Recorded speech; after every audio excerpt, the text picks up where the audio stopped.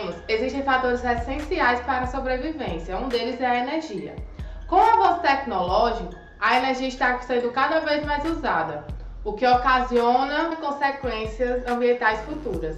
A partir dos anos 90, foi vista uma grande preocupação com o meio ambiente e com o esgotamento dos recursos naturais, tornando cada vez mais frequentes pesquisas que buscassem energias mais limpas e com fontes renováveis. Nesse vídeo vamos apresentar a energia a hidrogênio.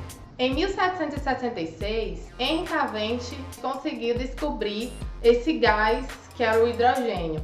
No início do século XX, o hidrogênio, já produzido em escala industrial, promoveu um grande avanço nos transportes aéreos, nos dirigíveis, e com o fim da era dos dirigíveis, o uso do hidrogênio ficou restrita às indústrias.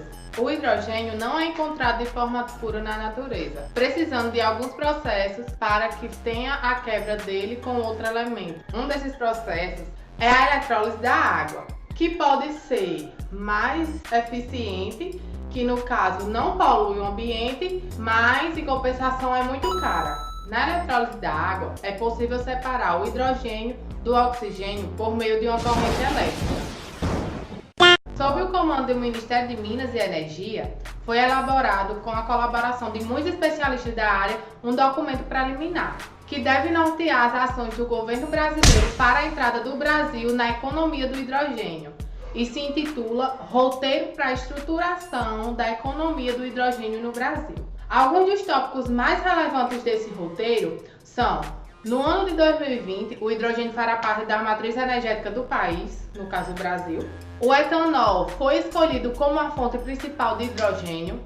A produção de hidrogênio via eletrólise da água é considerada utilizando eletricidade secundária de usinas hidroelétricas. Outras biomassas, além da cana-de-açúcar, devem ser utilizadas para a produção de hidrogênio, incluindo-se o biogás. A utilização de gás natural como fonte de hidrogênio deve fazer a transição para um futuro com apenas Green Hydrogen. No cenário mundial, foi criado em 2003 pelos Estados Unidos um programa de cooperação internacional, com a participação de 17 países, com o objetivo principal de implementar, facilitar e estabelecer entre os seus membros atividades P&D e de desenvolvimento de mercado em relação ao hidrogênio e às tecnologias de célula a combustível. Os países membros são Austrália, Brasil, Canadá, China, Comunidade Europeia, França, Alemanha, Islândia, Índia, Itália, Japão, Coreia do Sul, Nova Zelândia, Noruega, Rússia, Reino Unido e Estados Unidos. O Brasil é o único membro da América Latina.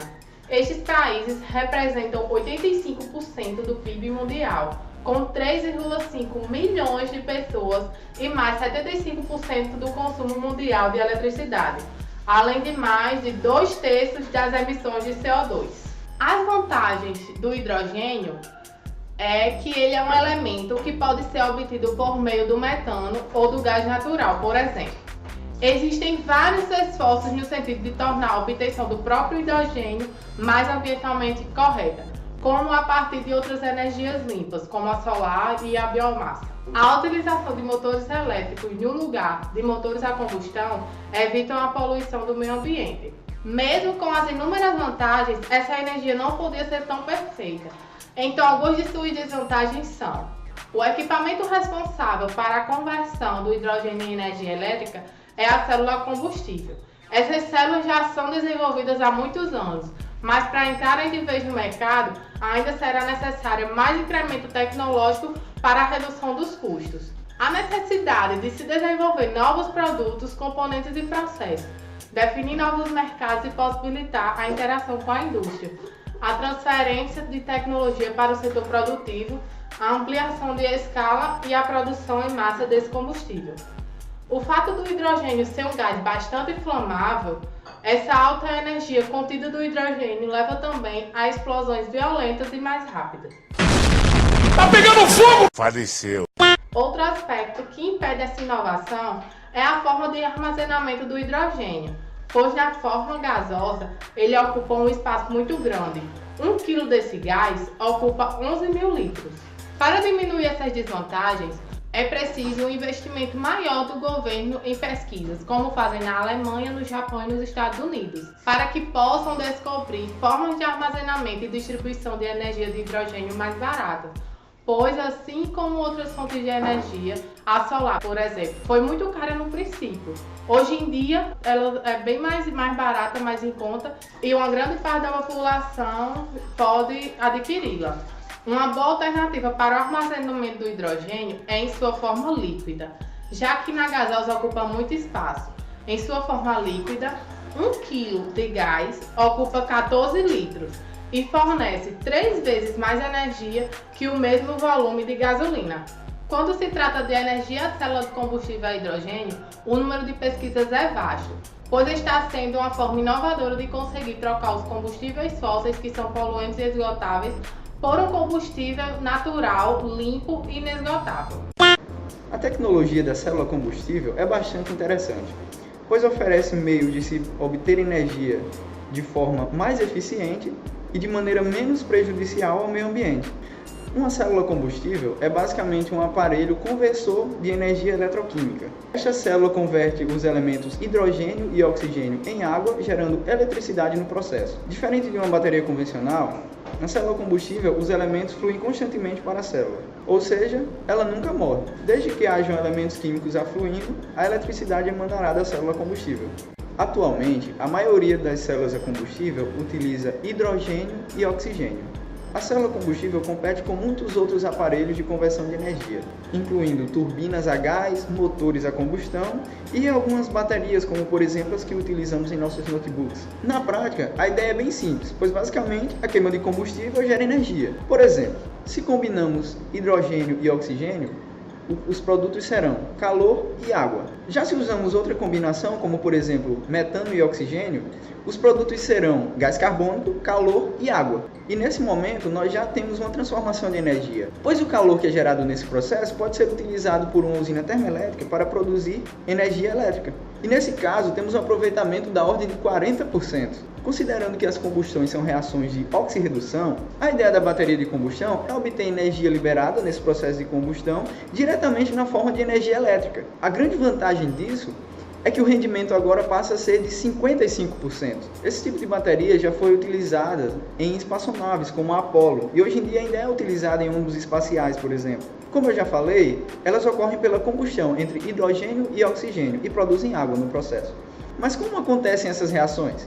No anodo, que é o polo negativo da bateria, o oxigênio mais 2 hidroxilas produzem água e 2 elétrons, pois ocorre a oxidação, ou seja, a perda de elétrons. Já no cátodo, que é o polo positivo da bateria, o oxigênio mais a água mais os 2 elétrons produzem 2 hidroxilas. Então, para encontrarmos a reação global, basta somar essas duas reações. Cortando os elétrons, as 2 hidroxilas e cancelando uma água do anodo com a do cátodo, ficamos com a seguinte reação: hidrogênio mais oxigênio produzindo água mais calor, que também é energia. Agora vamos a um esquema desse tipo de bateria. Vamos supor que estamos acionando o motor elétrico. Essa parte do meio é a membrana de troca de prótons, que podemos chamar pela sigla PEM. Do lado esquerdo temos o anodo e do lado direito temos o cátodo. Entre cada um deles e a membrana, temos os 2 eletrodos que serão conectados ao circuito. Vamos ao funcionamento. Por uma parte, entra o hidrogênio e do outro lado entra o oxigênio. Uma parte do hidrogênio passa diretamente pelo canal de fluxo e não é utilizado. A outra parte desse hidrogênio cai no anodo catalisador. Esse anodo catalisador faz a divisão entre elétrons e prótons. Ambos os eletrodos são revestidos por catalisadores. Depois da divisão entre elétrons e prótons, os elétrons se deslocam em direção ao motor, enquanto os prótons migram através da membrana em direção ao cátodo. O catalisador do cátodo combina esses prótons com os elétrons que retornam e com o oxigênio. E o resultado é uma molécula contendo 1 hidrogênio e 2 oxigênios, ou seja, uma molécula de água. Então, por último, nossa bateria libera vapor d'água.